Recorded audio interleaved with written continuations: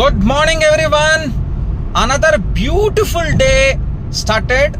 It is going to be a good day, definitely. And I'm going to office now in Bangalore. It's around 8:20. Today I'm going to my office.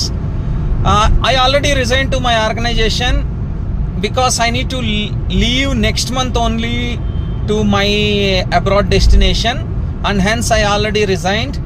So now I am in notice period also.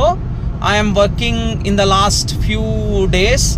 I have given some few days of notice period. What I feel is that I have to go with a good note. I have to hand over everything properly to everyone in my organization. Everyone should be happy. My intention is when we are leaving, we have to hand over the things properly and we have to go nicely and with goodwill. That's only the thing. Great day it's going to be. Thank you.